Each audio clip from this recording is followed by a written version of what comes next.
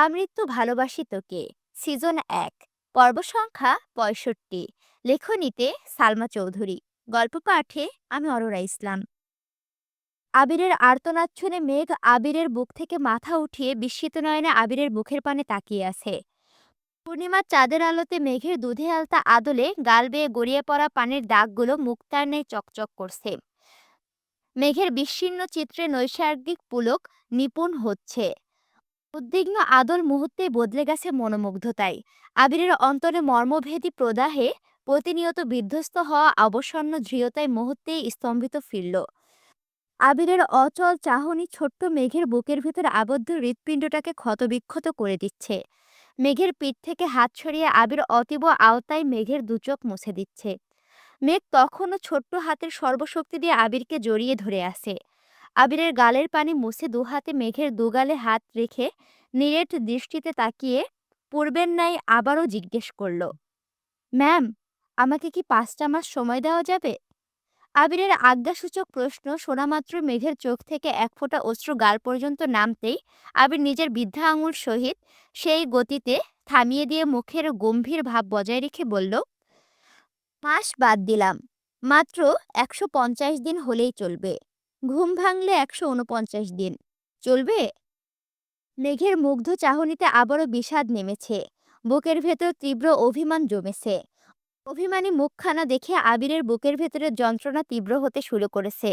গত দিনগুলোতে মেয়েটাকে অবহেলা করে নিজেকে যতটা শক্ত রাখার চেষ্টা করেছিল, সেই সবকিছু মুহূর্তে পরিবর্তন হয়ে গেছে। আবির নিজেকে নিরুদ্ধ করতে আকাশের পানে তাকিয়ে দুচোখ বন্ধ করে সঙ্গোপনে দীর্ঘ নিঃশ্বাস ছাড়ল। হঠাৎ অনুভব করল আবিরের পিঠ থেকে মেঘের দুহাত ছুড়ে গেছে। আবির তৎক্ষণাৎ চোখ মেলালো। ততক্ষণে মেঘের শরীর হেলে পড়েছে। আবির তড়িৎ বেগে মেঘকে দুহাতে আঁকড়ে ধরে আর্তনাদ করে উঠল, এই মেঘ, কি হয়েছে তোর? মেঘের নিস্তেজ দেহ আবিরের গায়ে পড়ে আছে। আবির অনর্গল ডাকছে, কিন্তু মেঘের হুঁশ নেই। মেঘকে কোলে নিয়ে সোফায় হেলান দিয়ে বসিয়ে দ্রুত পানি এনে মেঘের চোখে মুখে ছিটিয়ে দিয়ে অবিরত ডেকে যাচ্ছে। সকাল থেকে করা একের পর এক অনিয়ম, মনের বিরুদ্ধে সারাদিন উত্তাপ ক্ষিপ্ততায় নিজেকে প্রহত করার তীব্র প্রচেষ্টা, বুকের ভেতর কষ্ট চেপে রাখা উদ্যম, তার সঙ্গে অনাবশ্যক কান্নার ফলে মেঘের দেহ নিস্তেজ হয়ে পড়েছে। মিনিট ১০-এর মধ্যে মেঘ পিটপিট করে চোখ মেলালো। আবির ছাদের ফ্লোরে বসে মেঘের দুহাত আঁকড়ে ধরে আকুল কণ্ঠে ডেকেই যাচ্ছে। আবিরের বিধ্বস্ত চেহারা দেখে মেঘের বুকের ভেতরটা মোচড় দিয়ে উঠেছে। মনের অন্তরালে চলছে একের পর এক প্রশ্নের ছোটাছুটি, কিন্তু তা একটারও শ্বাসনালী পেরিয়ে মুখ পর্যন্ত আসতে পারছে না। আবির আকুল কণ্ঠে শুধালো, কি হয়েছে তোর? আবিরের প্রশ্নে মেঘের ধ্যান ভাঙল। চিবুক নামিয়ে আস্তে করে বলল, আমার মাথা কেমন করছে। আবির শ্বাস ছেড়ে নিজেকে ধাতস্থ করে উদ্বিগ্ন কণ্ঠে বলে উঠল, এত পাগলামি কেন করিস? তুই তো জানিস কাঁদলে তোর মাথা ব্যথা করে, শ্বাসকষ্ট হয়। তবে কেন এমন করিস? নিজের প্রতি যত্নশীল কবে হবি তুই? আবিরের আদর মাখা একের পর এক প্রশ্ন শুনে মেঘের অভিমানী মনে রাশি রাশি অভিমান ভর করেছে। মুখ আগের থেকেও বেশি চুপসে গেছে। মেঘ আবিরের দিকে তাকিয়ে উদাস ভঙ্গিতে বলল, আমি পৃথিবীর শ্রেষ্ঠ অনুকণ্ঠিত হব, নিজেকে প্রতিহত করে নিজে আশাহত হব। আবির মলিন হেসে বলল, আমাকে জ্বালাতে তোর খুব ভালো লাগে, তাই না? মেঘ না চাইতেই ক্ষীণ হাসল, তবে হাসিটা পূর্বের ন্যায় প্রাণহীন। আবির ঠান্ডা কণ্ঠে হুমকি দিল, আমি যাওয়ার পর যদি কোনোভাবে শুনতে পারি যে তুই স্বইচ্ছায় নিজেকে নিজে আহত করেছিস, তাহলে এই আবিরকে আর পাবি না। চুপচাপ রুমে যা। মেঘ নিরাশ হয়ে বলল, আমি রুমে যাব না। আবির ফ্লোর থেকে উঠে ট্রাউজারে ধুলো ঝেড়ে ব্যস্ত ভঙ্গিতে জিজ্ঞেস করল, রুম পর্যন্ত দিয়ে আসতে হবে? মেঘ আকাশের পানে তাকিয়ে উষ্ণ স্বরে বলল, চাঁদটা খুব সুন্দর, তাই না? আবির আর চোখে চাঁদের পানে তাকিয়ে মুখের গম্ভীর ভাব সরিয়ে মেকি স্বরে বলল, তোর থেকে বেশি না। মেঘ মলিন হেসে স্বাভাবিক কণ্ঠে বলল, যে আনলের উত্তাপে সদাই ঝলসে যাচ্ছি, সে আনলে ঘি নাই বা ঢাললেন। আমি উন্মাদ হতে পারি, তবে বিবশ নয়। আবির মেঘের পাশে সোফায় বসে নিজের হাঁটুতে দুহাত ভর ফেলে মাথা নিচু করে ফ্লোরের দিকে তাকিয়ে তপ্ত স্বরে বলে উঠল, এই জন্যই আমি বাসায় কিছু বলতে চাইনি। ভেবেছিলাম ওইখানে পৌঁছে ফোন করে জানাবো, কিন্তু আব্বু জানিয়ে দিয়ে সবকিছু এলোমেলো করে দিয়েছে। মেঘ কপাল গুটিয়ে সূক্ষ্ম নেত্রে আবিরের দিকে তাকিয়ে আর্তনাদ করে উঠল। আপনি আমায় না জানিয়ে চলে যেতে পারতেন। হয়তো। মেঘ দুহাতে আবিরের বাহু শক্ত করে ধরে আবিরের শক্তপোক্ত বায়ে চেপে মাথা এলিয়ে মিনমিন করে বলল, আপনি বড্ড নিষ্ঠুর। আবির আর চোখে চেয়ে বলল, তাহলে নিষ্ঠুর মানুষটার পাশে বসে আছিস কেন? রুমে যা। মেঘ অনুজ্ঞ কণ্ঠে জবাব দিল, নিষ্ঠুর মানবের নিষ্ঠুরতা আমায় বন্দি করে ফেলেছে। আমি এখন কি করব? আবির মোলায়েম কণ্ঠে বলল, নিষ্ঠুর মানবের জন্য প্রতীক্ষা করবি। আবির একটু থেমে আবারও বলল, শোন, আমি চাই না আমার অবর্তমানে তুই নিজের উন্মুক্ত মনটাকে বন্দি করে নিজেকে কষ্ট দেস। তোর জীবন যেভাবে চলছিল সেভাবেই চলবে। বন্ধু, আড্ডা, পড়াশোনা, তাছাড়া যা যা করতে ভালো লাগে সব করতে পারিস। যদি ঘুরতে ইচ্ছে করে তানভীরকে বললেই নিয়ে যাবে। মন খারাপ লাগলে ফুপির বাসায় যাই দেখা করে আসিস। সব থেকে বড় কথা, যদি কখনো আমার সাথে কথা বলতে ইচ্ছে করে তাহলে নির্দ্বিধায় কল দিস। হোক রাত ২টা কিংবা দুপুর ১২টা। তোর যখন ইচ্ছে হবে তখনই কল দিবি। যা ইচ্ছে তাই বলতে পারবি। যদি মাঝরাতে টিকটিকি কিংবা ব্যাঙের স্বপ্ন দেখে ঘুম ভাঙে আর সেই স্বপ্নের কথা শেয়ার করতে ইচ্ছে হয়, তবে সঙ্গে সঙ্গে আমায় কল দিবি। সবসময় মনে রাখবি, কোথাও কেউ একজন তোর চিন্তায় নিরন্তর মগ্ন আছে। মেঘ নিশ্চুপ বসে আছে। আবির গলা খেকেরি দিয়ে আস্তে করে বলল, সেই সাথে লাস্ট ওয়ার্নিং দিচ্ছি, আমি চলে যাওয়ার পর আমার নিষেধাজ্ঞা অমান্য করে যদি নিজেকে কষ্ট দিস, তবে আমি আবির তোকে চিনি না। Mind it. মেঘ আবিরের হাত ছেড়ে সোজা হয়ে বসেছে। প্রিয় মানুষের সঙ্গ পেতে মনে সায় দিলেও আজ শরীরটা সায় দিচ্ছে না। সারাদিনের উদ্দামতা মেঘের চোখে মুখে ফুটে উঠেছে। মাথা অনবরত ঘুরছে, চোখে ঝাপসা দেখছে। নিজের সাথে নিজে বিগ্রহ করে ঠিক থাকতে পারছে না। একবার মাথা চেপে ধরছে, একবার আকাশ পানে তাকাচ্ছে, আবার আবিরকে দেখছে। মেঘের অস্থিরতা বুঝতে পেরে আবির শান্ত স্বরে শুধালো, শরীর কি বেশি খারাপ লাগছে? মেঘ ওপর নিচ মাথা নেড়ে বলল, হ্যাঁ। ঘুমালে হয়তো ঠিক হয়ে যাবে। চল তোকে রুমে দিয়ে আসি। মেঘ শক্ত কণ্ঠে বলে উঠল, আমি রুমে যাব না, এখানেই থাকবো। আবির নড়ে চড়ে পায়ের উপরে পা তুলে মেঘকে কাছে টেনে আবিরের উরুতে শুইয়ে দিয়েছে। আকস্মিক ঘটনায় মেঘের সর্বাঙ্গ শিহরিত হচ্ছে। বুকের ভেতরে টালমাটাল অবস্থা সামলাতে বারংবার ব্যর্থ হয়ে যাচ্ছে। আচমকা আবিরের সংস্পর্শ মেঘকে নাজেহাল করে তুলেছে, তবে আবিরের সেদিকে বিশেষ মনোযোগ নেই। আবির ব্যস্ত মেঘের লম্বা চুল সামলাতে। মেঘের বুকের বাপাশে হৃৎপিণ্ডের কম্পন বাহির থেকে শোনা যাচ্ছে। লজ্জায় আড়ষ্ট হয়ে চোখ খুলতেই পারছে না, চোখ তুলে দেখতেই পাচ্ছে না। সেই সঙ্গে শরীরের দুর্বলতার জন্য উঠার চেষ্টা করতেও পারছে না। আবিরের এক হাতে মেঘের চুল খুব যত্ন সহকারে মেঘের মাথায় হাত বুলিয়ে দিচ্ছে। মেঘ ভেতরে ভেতরে আবিরের কোল থেকে ওঠার চেষ্টা করছে, আস্তে আস্তে সাইডে সরে যাচ্ছে। আচমকা আবির অন্য হাতে মেঘের পেটের পাশে রেখে মেঘের শরীরে সোফায় মাঝ বরাবর এনে উষ্ণ স্বরে বলল, কথা না শুনলে সোজা রুমে ফেলে দিয়ে আসবো। তারপর কান্নাকাটি করবি না বলে দিলাম। আবিরের উষ্ণ স্পর্শে মেঘের নিঃশ্বাস আটকে গেছে। সেই সঙ্গে ভারী কণ্ঠে হুমকিতে মেঘ সম্পূর্ণ শান্ত হয়ে গেছে। চোখ বন্ধ করে ঘন ঘন শ্বাস নিচ্ছে। আবির মেঘের মাথায় হাত বুলিয়ে দিচ্ছে, সেই সঙ্গে মেঘকে শীতল কণ্ঠে বোঝাচ্ছে। আবিরের বিস্তর আলাপচারিতার পর মেঘ ধীরে ধীরে চোখ মেলালো। উজ্জ্বল আলোতে আবিরের মায়াময় মুখখানা তাকিয়ে মনে মনে আওড়ালো, এত কথা বলতে পারছেন, অথচ একবারের জন্য কি ভালোবাসি শব্দটা বলা যায় না? সারা জীবনের জন্য কি আমাকে আপনার ভালোবাসার চাদরে মুড়িয়ে নেওয়া যায় না? আবির শান্ত স্বরে জিজ্ঞেস করল, কি ভাবছেন? মেঘ চোখ সরিয়ে মুচকি হেসে বলল, কিছু না। মেঘ অসীম আকাশে জ্বলজ্বল করা চাঁদের পানে চেয়ে আছে, আর আবিরের নেশাক্ত দৃষ্টিতে তাকিয়ে আছে মেঘের মায়াবী আদলে। আবিরের বুকের বাঁ পাশে যেই চাঁদের অবস্থান, সেই চাঁদ আজ আবিরের কোলে শুয়ে আছে। আবির না চাইতেও আজ তার একান্ত চাঁদের রূপ আর মায়ার মায়ার নিজেকে জাহির করে দিতে বাধ্য হচ্ছে। বেসামাল দশার কত সময় পেরিয়েছে সেদিকে কারো হুঁশ নেই। আবিরের আওতায় একসময় মেঘ আবিরের কোলে শুয়ে গভীর ঘুমে আচ্ছন্ন হয়ে গেছে। আবির তখনও মায়াবী দৃষ্টিতে মেঘের ঘুমন্ত মুখখানা দেখছে। প্রায় শেষ রাতের দিকে আবির মেঘকে তার রুমে নিয়ে গেছে। আবির মেঘের মাথায় হাত বুলিয়ে আলতোভাবে মেঘের কপালে একটা চুমু খেয়ে ভেজা কণ্ঠে বলল, খুব মিস করব তোকে। আবির উঠে যেতে নিলে মেঘ ঘুমের ঘোরে আবিরের টি শার্ট খামচে ধরেছে। আবির উঠতে চেয়েও থমকে গেছে। এই হাত ছাড়িয়ে দিয়ে চলে যাওয়ার আবিরের পক্ষে অসম্ভব, তাই চুপচাপ মেঘের পাশে বসে পড়েছে। সকাল হয়ে গেছে। মেঘ আধঘুমে থেকেই আশেপাশে তাকিয়ে নিজেকে রুমে আবিষ্কার করলো। তৎক্ষণাৎ ঘড়ির কাঁটা টিকটিক করে উঠল। মেঘ চোখ ঘুরিয়ে ঘড়ির দিকে তাকাতেই ঘন্টার কাঁটা ঠিক 11টায়। মেঘ এক লাফে শোয়া থেকে উঠে আকপাস না ভেবে বিছানা থেকে নেমে ছুটতে শুরু করলো। মাথা ঘুরছে, চোখ অন্ধকার হয়ে আসছে, তবুও মেঘ থামছে না। রুম থেকে বেরিয়ে বেলকনি পেরিয়ে আবিরের রুমের সামনে এসে থমকে দাঁড়ালো। রুমের দরজা আটকানো, দরজার বাহিরে জলজল করছে একটা সিলভার রঙের তালা। মেঘ দীর্ঘ নিঃশ্বাস ছেড়ে বুকে হাত রেখে এক পা করে পেছাতে শুরু করলো।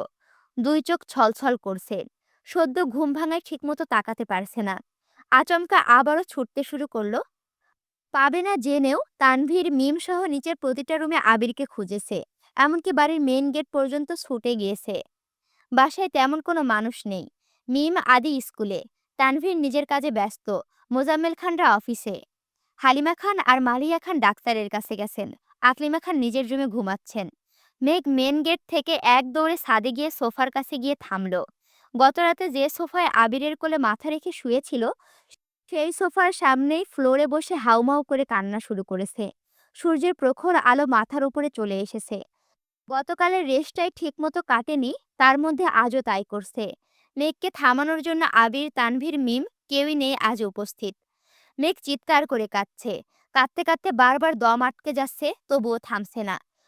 রোদের তাপে সারা শরীর ঘেমে একাকার অবস্থা, তার উপর চুল ছড়িয়ে বসে আছে। ঘন্টা দুয়েক পর মেঘ আবারও রুমে দৌড়ে গেছে। রুমে ঢুকতেই চোখে পড়ে টেবিলের উপর একটা চিরকুট। চিরকুটে ছোট করে লেখা, ভোরের স্বপ্নের মতো সত্যি হয়ে ফিরব কোনো এক অবসান্ন অপরাহ্নে, অপেক্ষায় থেকো মাই ডিয়ার স্প্যারো। ওয়ারড্রপ থেকে আবিরের সেই সাদা শার্ট বের করে চিরকুটে হাতে ধপ করে ফ্লোরে বসে দু হাতে শার্ট জড়িয়ে ধরে আবারও কাঁদতে শুরু করেছে। গতরাতে আবিরের এত করে বোঝানোর পরও সব কথা ভুলে গগন কাঁপানো কান্নায় ব্যস্ত হয়ে পড়েছে। 2টার দিকে তানভীর বাসায় আসছে। তাকে একে জিজ্ঞেস করে সরাসরি রান্নাঘর থেকে খাবার নিয়ে মেঘের রুমের সামনে হাজির হয়েছে। দরজায় ডাকতেই মেঘ আবিরের শার্টটা বালিশের নিচে লুকিয়ে চোখে মুখে পানি দিয়ে মুছতে মুছতে ব্রাশ হাতে নিয়ে দরজা খুলে দিল। তানভীর ভুরু কুঁচকে গম্ভীর কণ্ঠে জিজ্ঞেস করলো, মাত্র উঠেছিস? হ্যাঁ। ঠিক আছে, ফ্রেশ হয়ে আয়। মেঘ হাত মুখ ধুয়ে আসতেই তানভীর ভাতের প্লেটটা এগিয়ে দিয়ে বলল, খেয়ে নে। খিদে নেই, পরে খাবো। তানভীর চোখ গোল গোল করে তাকাতেই মেঘ চিবুক নামিয়ে ফেলেছে। তানভীর শক্ত গলায় আবারও বলল, তোর মুখে না শুনতে সব কাজ ফেলে বাসায় আসিনি আমি। দেখি হা কর। খাওয়ানো শেষে যাওয়ার সময় মেঘ উদ্বিগ্ন কণ্ঠে শুধালো, আবির ভাই কখন গেছেন? সকালে। মেঘ স্তব্ধ হয়ে বসে আছে। তানভীর চলে গেছে। মেঘ কিছুক্ষণ বসে থেকে দরজা বন্ধ করে বালিশের নিচ থেকে আবিরের শার্ট বের করে আবারও কান্না শুরু করেছে। মিম স্কুল থেকে ফিরেই মেঘকে দেখতে আসছে। মেঘ তখনও ফুপিয়ে ফুপিয়ে কাঁদছে। প্রচণ্ড মাথা ব্যথায় মেঘের চেহারায় ঘুটঘুটে অন্ধকার হয়ে গেছে। চোখ মেলে ঠিকমতো তাকাতেও পারছে না। মিমকে জড়িয়ে ধরে আবারও কাঁদতে শুরু করেছে। সে 11টা থেকে চলছে মেঘের নিরবধি কান্না, কখনো বেশি কখনো বা কম। ঘড়ির কাঁটা থমকে আছে সূর্যাস্তের পূর্ব মুহূর্তে। কিছু অনুভূতিহীন শব্দ এখনো বুকের ভেতরে চাপা পড়ে আছে, যা কান্নারূপে প্রতিনিয়ত বুক খুঁড়ে বেরিয়ে আসছে।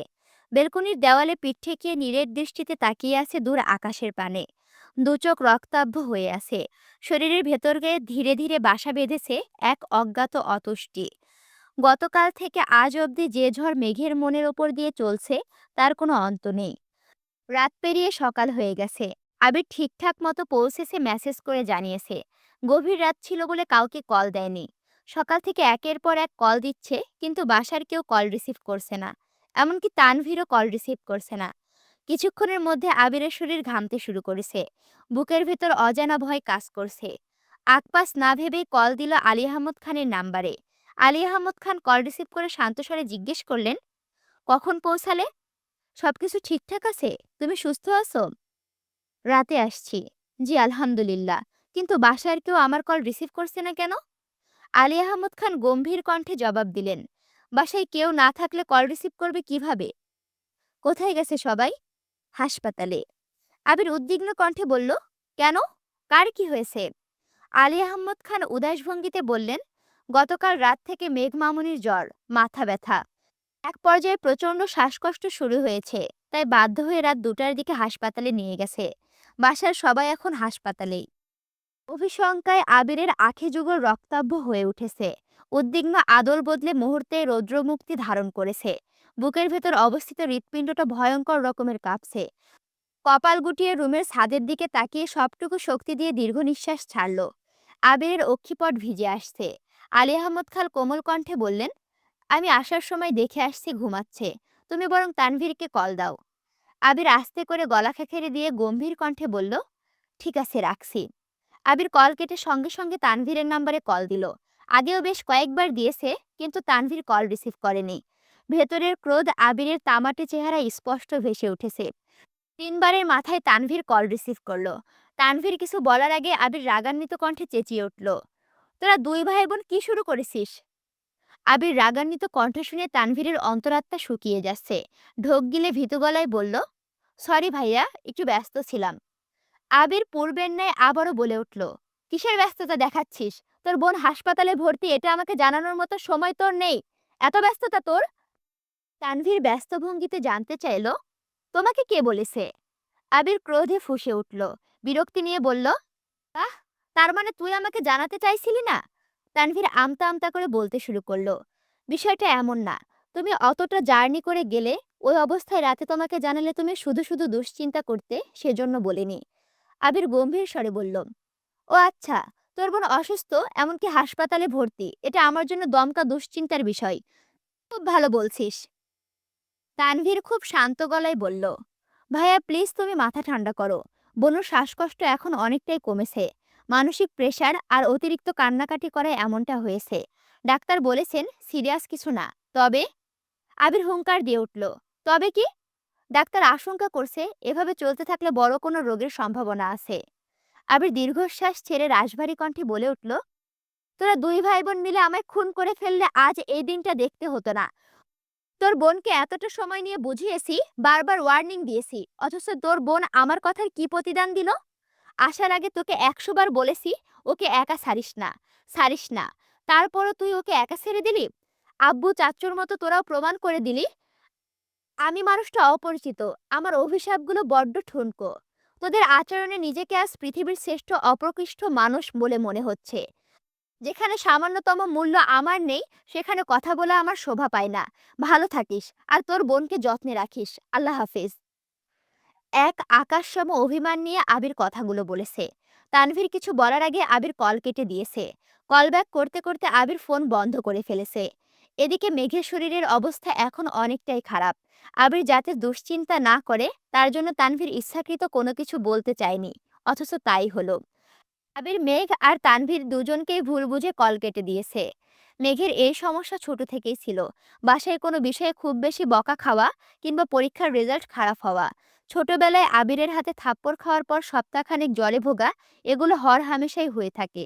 কিন্তু ইদানিং তার সাথে যোগ হচ্ছে শ্বাসকষ্ট নামক এক গুরুতর সমস্যা।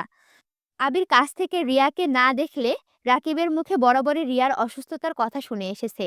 সেই আতঙ্কে মেঘকে সবসময় দূরে দূরে রাখতে চেয়েছে। কিন্তু মেঘের পরিমেয়, আওতা আর অনুরাগে ধীরে ধীরে নিজেকে জাহির করতে বাধ্য হয়েছে, যার ফলশ্রুতিতে আজ এই দিনটার মুখোমুখি হতে হচ্ছে। তানভীর রুমে এসে মেঘের পাশে একটা চেয়ারে বসে অনুষঙ্গ দৃষ্টিতে মেঘের ঘুমন্ত আদলে চেয়ে আছে। হালিমা খান মেঘের মাথায় অনবরত জলপট্টি দিচ্ছেন, মুখে অক্সিজেন মাস্ক লাগানো। মালিহা খান হাতে পায়ে মালিশ করছেন। মোজাম্মেল খান কাছে একটা চেয়ারে চুপচাপ বসে আছেন। তানভীর মেঘের দিকে তাকিয়ে থেকে মনে মনে বলল, চোখের সামনে বোনের স্বপ্নময় জীবনটাকে প্রতিনিয়ত ধ্বংস হতে দেখছি। হাসির আড়ালে কষ্ট লুকাতে দেখছি। এই অবস্থা আমি তাকে ঠিক কী বলে সান্ত্বনা দিব? মুখের ওপরে ধমক দিতে গেলেও আগে নিজের কলিজায় আঘাত লাগে। আমি তো সর্বোচ্চ চেষ্টা করছি, কিন্তু তবুও ঠিক রাখতে পারিনি। আমি সত্যিই দুঃখিত ভাইয়া। তানভীর চেয়ারে বসে আবিরকে একের পর এক মেসেজ দিচ্ছে। বিস্তারিত সব ঘটনা বলছে, কিন্তু আবিরের কোনো রেসপন্স নেই। মোজাম্মেল খান তানভীরকে উদ্দেশ্য করে হঠাৎই তপ্ত স্বরে জিজ্ঞেস করলেন, আবিরের সাথে কথা হয়েছে? ও কি ঠিকমতো পৌঁছেছে? তানভীর মাথা নিচু করে ধীর কণ্ঠে বলল, হ্যাঁ। মোজাম্মেল খান বলল, মেঘের অসুস্থতার কথা জানিয়ে দিয়েছো? তানভীর ভারী কণ্ঠে জবাব দিল, আমি জানাইনি, তবে হয়তো বড় আব্বু জানিয়েছে। মোজাম্মেল খান কপাল গুটিয়ে গম্ভীর কণ্ঠে বললেন, ভাইজানের কি দরকার ছিল ছেলেটাকে জানানোর? শুধু শুধু দুশ্চিন্তা করবে। আব্বুর চিন্তাভাবনার সাথে তানভীরের চিন্তাভাবনা মিলে গেছে দেখে তানভীর মাথা নিচু করে নিঃশব্দে হাসল। এক সাহান্যে মেঘ বেলকনিতে দাঁড়িয়ে বিষণ্ণ চিত্রে দূরের এক ল্যাম্পপোস্টের ক্ষুদ্র পরিসরের আলোর পানে অপলক দৃষ্টিতে চেয়ে আছে। এক সেকেন্ডের জন্য পলক ফেলতেও বেমালুম ভুলে গেছে। 5 দিনের প্রখর অসুস্থতা অবসান করে আজ মেঘের শরীরের অবস্থা কিছুটা ভালো হয়েছে, তবে মনের অবস্থা এখনো দুর্বিষহ। এই 5 দিনের জ্বরের ঘোরে দুনিয়াবি কোনো হদিশ ছিল না মেঘের। আজ সন্ধ্যার আগে আগে বিছানা থেকে উঠে বেলকনিতে এসে দাঁড়িয়েছে। গত 5 দিনে না দেখেছে সূর্য উদয়, না দেখেছে সূর্যাস্ত। আবির বাড়ি নেই 6 দিন হলো। এর মধ্যে আবিরের কণ্ঠস্বর পর্যন্ত শোনেনি। দীর্ঘ সময়ের ঘোর কাটিয়ে ক্লান্ত শরীর নিয়ে গুটি গুটি পায়ে রুমে গেল। টেবিলের ওপর ফোনটা বন্ধ অবস্থায় পড়ে আছে। মেঘের ফোনটা চার্জে দিয়ে আবারও শুয়েছে। কিছুক্ষণ পরেই হালিমা খান রুমে আসছেন। ওনার খানিক বাদে মোজাম্মেল খানও মেয়ের পছন্দ মতো বেশ কিছু খাবার নিয়ে আসছেন।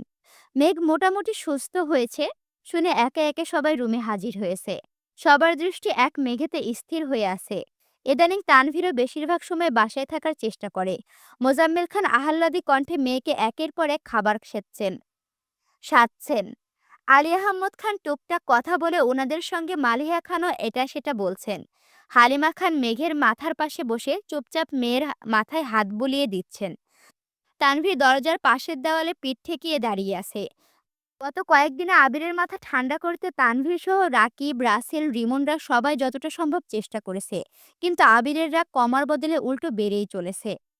তাদের একের পর এক আহ্লাদী কথা শুনে মেঘ মুগ্ধ নয়নে তাকিয়ে আছে। পুরো রাজ্যের কথার ভিড়ে কারো মুখে একবারের জন্য আবিরের নামটা উঠছে না। মেঘ সবাইকে এক নজর দেখে মলিন হেসে মনে মনে আওড়ালো, ওরা এমন কেমন বোঝে না, ওরা আসল কারণ খোঁজে না। মেঘের দুচোখ ছলছল করছে। চোখের কার্নিশ ঘেঁষে এক ফোঁটা অশ্রু কানের লতি পেরিয়ে গেছে। হালিমা খান উদ্বিগ্ন কণ্ঠে শুধালো, কাঁদছিস কেন? মেঘ 2 আঙুলে চোখের পাশে পানির দাগ মুছে একগাল হেসে বলল, কই, কাঁদছি না তো।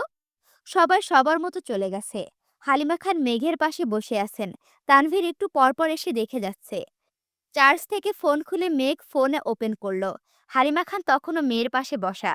মেঘ একে একে কল লিস্ট, সোশ্যাল মিডিয়া সব চেক করলো, কিন্তু কোথাও আবিরের কোনো মেসেজ নেই। এমনকি আবির কোথাও সক্রিয় নেই। একরাশ আশা নিয়ে মেঘ ফোনটা হাতে নিয়েছিল, অথচ রেখেছে একরাশ হতাশা নিয়ে। বুকের ভেতরে ছোটাছুটি করা অদৃষ্ট অনুভূতিরা প্রতিনিয়ত কোমল হৃদয়ে তীরের ন্যায় আঘাত করছে। তীব্র অভিঘাত সহ্য করতে না পেরে মেঘ মায়ের কোলে মাথা রেখে নিঃশব্দে কাঁদতে শুরু করলো। 5 মিনিট পরে মোজাম্মেল খান হাতে ফোন নিয়ে রুমে আসছেন। ফোনটা হালিমা খানের হাতে দিয়ে স্বাভাবিক কণ্ঠে বললেন, আবিরের সাথে কথা বলো। হালিমা খান ফোন কানে নিতেই ওপাশ থেকে আবিরের কণ্ঠস্বর বাজলো কানে। আসসালামু আলাইকুম। আবিরের কণ্ঠস্বর শোনা মাত্র মেঘ চোখ মেলে তাকালো আম্মুর মুখের দিকে। হালিমা খান শীতল কণ্ঠে বললেন, ওয়ালাইকুম আসসালাম। কেমন আছিস? আলহামদুলিল্লাহ ভালো। তোমরা কেমন আছো? আমরা আর কেমন থাকবো। 5 দিন পর আজকে মেয়ের একটু হুঁশ আসছে। এই মেয়েকে নিয়ে কি করব না করব কিছুই বুঝতে পারছি না। তোর কি অবস্থা? তোকে কল দিলে পাওয়া যায় না? ওখানে গিয়ে আমাদের কথা মনেই পড়ে না নাকি? আবির মৃদু স্বরে বলল, সবকিছু গোছাতে একটু সময় লাগছে। মেঘের ভেজা চোখে নীরের দৃষ্টি দেখে হালিমা খান মোলায়েম কণ্ঠে বললেন, মেঘের সাথে কি কথা বলবি? ফোন দিব ওকে? আবির ভারী কণ্ঠে বলল, এখন একটু ব্যস্ত আছি, পরে কথা বলবো, রাখছি, আল্লাহ হাফেজ। আবির সঙ্গে সঙ্গে কল কেটে দিয়েছে। মেঘ অবাক লোচনে আম্মুর মুখের পানে চেয়ে আছে। মোজাম্মেল খান স্বাভাবিক কণ্ঠে বললেন, মেয়েকে খাইয়ে দাও, ওষুধ খাওয়াতে হবে তো। হালিমা খান খাবার আনতে নিচে গেছেন। এই সুযোগে মেঘ ফোন হাতে নিয়ে আবিরের নাম্বারে কল দিল। একবার দুবার নয়, টানা 6 বার কল দিয়েছে, অথচ কল রিসিভ হচ্ছে না। আজ পর্যন্ত এমন ঘটনা কখনো হয়নি। আবিরের ফোন খোলা থাকলে আর ফোন কাছে থাকলে মেঘের ফোন কখনো মিস হয়নি, অথচ আজ তার ব্যতিক্রম ঘটছে। মেঘের বুকের ভেতর অজানা ভয় হানা দিচ্ছে। একটু পরে বন্যা কল দিল। বন্যার সাথে 2-3 মিনিট কথা বলেছে। এর এর মধ্যে হালিমা খান খাবার নিয়ে চলে আসছেন। হালিমা খান স্বাভাবিক কণ্ঠে জিজ্ঞেস করলেন, কে কল দিয়েছে? বন্যা। ও, মেয়েটা ওই দিন তোকে দেখতে হাসপাতালে গিয়েছিল, কিন্তু তোর অবস্থা খারাপ ছিল তাই হয়তো বুঝতে পারিসনি। মেঘ উদাস ভঙ্গিতে জিজ্ঞেস করলো, বন্যা হাসপাতালে গেছিল? হ্যাঁ, মেঘ আস্তে করে বলল। ও। মেঘ রাতে ঘুমানোর আগ পর্যন্ত বেশ কয়েকবার আবিরকে কল দিয়েছে, অনেকগুলো মেসেজও দিয়েছে, কিন্তু আবির মেসেজ কল কোনো কিছুতেই রেসপন্স করছে না। বন্যা ভার্সিটি থেকে বাসায় গিয়ে ফ্রেশ হয়ে অল্প খেয়ে মেঘকে দেখার জন্য বাসায় আসছে। মূলত তামিম মিষ্টিরা সবাই আসার কথা ছিল, কিন্তু তানভীরের ভয়ে ওরা আসার সাহস করতে পারেনি। বন্যা কিছু ফল আর মেঘের পছন্দের টুকিটাকি জিনিসপত্র নিয়ে আসছে। আজ তানভীর আগে থেকেই বাসায় ছিল। বন্যাকে ঢুকতে দেখে সোফা থেকে উঠে গিয়ে এগিয়ে এলো। বন্যা শান্ত স্বরে সালাম দিয়ে জিজ্ঞেস করলো, মেঘ কোথায়? তানভীর সালামের উত্তর দিয়ে আঙুল দিয়ে দেখিয়ে দিল। বন্যা ওপরে চলে গেছে। বাসায় আজ তেমন মানুষজন নেই। আকলিমা খান মিম ও আদিকে নিয়ে ওনার এক আত্মীয়ের বাসায় বেড়াতে গেছেন। দুপুরের পর হওয়ায় হালিমা খান ও মালিহা খান দুজনেই ঘুমে। তানভীর কিছুক্ষণ সোফায় বসে হঠাৎ উঠে রান্নাঘরে চলে গেছে। চা, নুডলস সাথে ফল কেটে প্লেট সাজিয়ে নিয়েছে। মেঘের রুমের সামনে এসে গলা খেকিরি দিয়ে বলল, আসবো? আসো। তানভীরের হাতে নাস্তা দেখে মেঘ আহাম্মকের মতো তাকিয়ে আছে। বন্যা চেয়ার থেকে উঠে হাত বাড়িয়ে একটা ট্রে নিয়ে টেবিলের ওপরে রাখলো। আরেকটা তানভীর নিজেই রেখেছে। মেঘ আশ্চর্য নয়নে তাকিয়ে শুধালো, নাস্তা তুমি নিয়ে আসছো? তানভীর আস্তে করে বলল, হ্যাঁ। মেঘ দু চোখ প্রশস্ত করে জানতে চাইল, সত্যি? তানভীর ভুরু কুঁচকে কিছুটা ভারী কণ্ঠে বলল, জি। বন্যা কপাল গুটিয়ে তাকিয়ে আছে। মেঘ আস্তে করে জিজ্ঞেস করলো, আম্মু কোথায়? আম্মু, বড় আম্মু ঘুমাচ্ছেন, তাই ডাকিনি। তানভীর চায়ের কাপ বন্যার দিকে এগিয়ে দিয়ে চাপা স্বরে জিজ্ঞেস করলো, চিনি হয়েছে কিনা দেখো। বন্যা চায়ে চুমুক দিতে দিতে মেঘ বলে উঠল, বন্যা চায়ে বেশি চিনি খাই। তানভীর মুখের ওপর জবাব দিল, জানি। বলেই তানভীর থতমত খেয়ে উঠল। বন্যা মৃদু হেসে বলল, চিনি ঠিক আছে, ধন্যবাদ। মেঘ তানভীরের দিকে সন্দেহের দৃষ্টিতে তাকিয়ে আছে। বন্যার সামনে কিছু জিজ্ঞেস করবে কিনা তাই ভাবছে। তানভীর মেঘের নজর খেয়াল করে ধীর কণ্ঠে বলল, আমি আসি। নাস্তা ভালো না লাগলে আমার কিছু করার নেই। আমি আন্তরিকভাবে দুঃখিত। আম্মু উঠলে আবার নাস্তা পাঠাবো নে। তানভীর তড়িঘড়ি করে রুম থেকে বেরিয়ে গেছে। মেঘ তখনও সন্দেহের দৃষ্টিতে দরজার পানে তাকিয়ে আছে। বন্যা কপাল গুটিয়ে গম্ভীর কণ্ঠে জিজ্ঞেস করল, তোর ভাই রান্নাও পারে? মেঘের ঠোঁট জুড়ে মুচকি হাসি। মাথা দুলিয়ে মেকি স্বরে বলল, নুডলস আর চাটাই কোনো রকমই করতে পারে। বন্যা মৃদু হেসে স্বাভাবিক কণ্ঠে জিজ্ঞেস করল, আবির ভাইয়ের সাথে কথা হয়েছে তোর? না। কেন? উনি আমার কল রিসিভ করেন না। গতকাল আব্বু আম্মুর সাথে কথা বলেছে। আম্মু আমাকে ফোন দিতে চাইলো, কিন্তু উনি কথা বললেন না। বন্যা তপ্ত স্বরে বলল, উনার সমস্যা কি? আমাকে ওয়ার্নিং দিয়েছিল, আমি যেন ইচ্ছাকৃত নিজের ক্ষতি না করি। হয়তো সেই জন্যই রাগ করে কথা বলছে না। বন্যা গম্ভীর কণ্ঠে বলল, ভালো হয়েছে, তোর সাথে এমন করাই উচিত। মেঘ মন খারাপ করে বলল, তুই আমাকে এভাবে বলতে পারলি? কিভাবে বলবো? আগে উনি পাত্তাই দিত না, তবুও ওনার পেছন পেছন ঘুরতি। অথচ এখন উনি তোকে প্রাধান্য দিচ্ছে, তবুও তুই অনিয়ম করছিস। মেঘ জিভ দিয়ে ঠোঁট ভিজিয়ে শীতল কণ্ঠে বলল, আবির ভাইয়ের অনুপস্থিতিতে আমার মনের ভেতর যেই ঝড় চলছে তা আমি তোকে কিভাবে বুঝাবো? মাথায় 24 ঘন্টা একটা অজ্ঞাত শঙ্কা ঘুরঘুর করে। আমি কোনোভাবেই শান্ত থাকতে পারছি না। বন্যা ঘন্টা দুয়েক মেঘের সাথে গল্প করেছে। এর মধ্যে মিষ্টিরাও বন্যার ফোনে ভিডিও কল দিয়ে মেঘের সাথে কথা বলেছে। কিছুক্ষণ পর হালিমা খান আবারও নাস্তা নিয়ে আসছেন। বন্যা বিপুল চোখে তাকিয়ে ধীর কণ্ঠে বলল, আন্টি আমি নাস্তা খেয়েছি, আপনি প্লিজ এগুলো নিয়ে যান।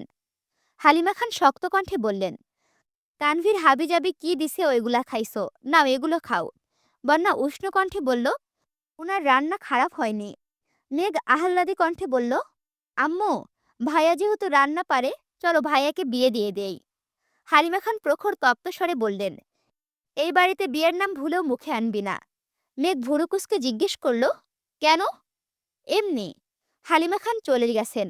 বন্যা আরও কিছুক্ষণ বসে চলে যাওয়ার জন্য নিচে নামতে মোজাম্মেল খানের সাথে দেখা। বন্যা ওনাকে দেখে সালাম দিল। মোজাম্মেল খান মিষ্টি করে হেসে সালামের উত্তর দিয়ে বললেন, বাসায় চলে যাচ্ছ? জি আঙ্কেল। সন্ধ্যা হয়ে যাচ্ছে, একা কিভাবে যাবে? যেতে পারবো, সন্ধ্যার আগেই পৌঁছে যাব, সমস্যা নেই। মোজাম্মেল খান গুরুভার কণ্ঠে বললেন, সমস্যা আছে। মেঘ যেমন আমার মেয়ে, তুমিও আমার মেয়ের মতো। এই সন্ধেবেলা আমি আমার মেয়েকে যেমন একা ছাড়তে পারবো না, তেমন তোমাকেও একা ছাড়তে পারবো না। মোজাম্মেল খান উচ্চস্বরে ডাকলেন, তানভীর! বন্যা খানিকটা ইতস্তত বোধ করছে। তানভীর নিজের রুম থেকে বেরিয়ে স্বাভাবিক কণ্ঠে বলল, জি আব্বু। বন্যাকে ওদের বাসায় পর্যন্ত দিয়ে আসো। তানভীর আশ্চর্য নয়নে তাকিয়ে শুকনো গলায় ঢোক গিলল। মোজাম্মেল খান আবারও বললেন, নিয়ে যাবে কি না? তানভীর চাপা কণ্ঠে বলল, চাবিটা নিয়ে আসি। আচ্ছা, এখানে ভিডিও শেষ। হা করে আর তাকাই থেকে লাভ নাই, বুঝছো? দেখা হচ্ছে পরবর্তী পাঠে। আর এখনো যদি আমার চ্যানেলটি সাবস্ক্রাইব করে না থাকো, অবশ্যই সাবস্ক্রাইব করে পাশে থাকো। আল্লাহ হাফেজ।